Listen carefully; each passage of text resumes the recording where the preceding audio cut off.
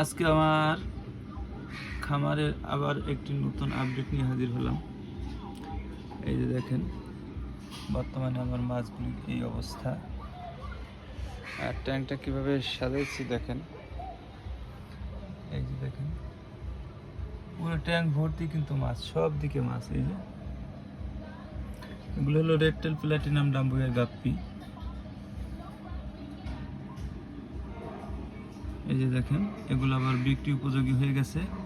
আপনারা কিছুদিন আগে ছোট দেখেছিলেন সাইজ, অলরেডি এগুলো বিক্রি উপযোগী হয়ে গেছে। এই যে যারা খামারি তারা আমার এখান থেকে এই মাছ কিভাবে উৎপাদন করতে হয় এগুলি দেখে কুলু নিতে পারেন। আর অনেকেই মনে করে যে মাছ চাষ করে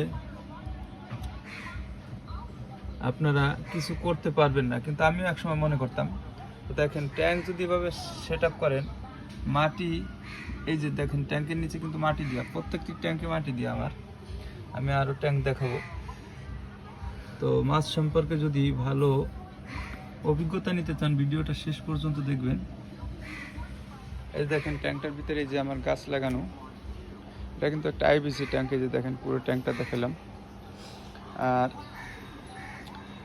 গাছ এবং মাটি দিয়ে রাখা হয়েছে, এখানে খাবার তেমন কোনো কিছু দেওয়ার প্রয়োজন হয় না। সামান্য যে মাছের ফিডগুলি আছে ওগুলো গুঁড়ো করে দেই। আমি দিনে একবার দিই, সকালবেলা শুধু। আমি কিন্তু দিনে 2-3 বার খাবার দিই না। আর দেখেন প্লান্ট, এই যে প্লান্ট দিয়ে রাখবেন, প্লান্ট অটোমেটিকলি গ্রো করবে। এরপর এই যে দেখেন আবার আর একটা ট্যাঙ্ক, এখানে ওই যে দেখেন, এই যে মাছ দেখতে পারতেছেন, এগুলো সেমি অ্যাডাল্ট হয়েছে। এটা 15-20 দিন পরে আবার সেল উপযোগী হবে। আর এই ট্যাঙ্কে যেগুলো দেখলেন এগুলো অলরেডি সেল উপযোগী হয়ে গেছে, এগুলো ফুল অ্যাডাল্ট। দেখেন ওই যে দেখেন বাচ্চা চলে আসছে পেটের পিছনের দিকে কালো, তার মানে এগুলো কিন্তু অটোমেটিকলি বাচ্চা দেয়। এই দেখেন আর একটা ট্যাঙ্ক। প্লান্ট এত পরিমাণে গ্রো করেছে, এই প্লান্টের নিচে নিচে এরা লুকিয়ে থাকে। ওই যে দেখেন দু একটা বের হচ্ছে, ওই যে বের হচ্ছে দু একটা, ওই যে হয়তো দেখতে পারতেছেন নিচে।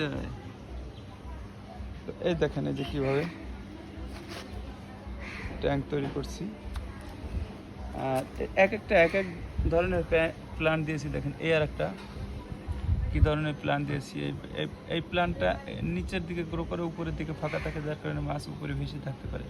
আর এই প্লান্টটা হচ্ছে উপরের দিকে গ্রো করে, নিচের দিকে ফাঁকা থাকে, আপনার মাছ ওই নিচের দিক দিয়ে ঘুরে বেড়ায়। তো এই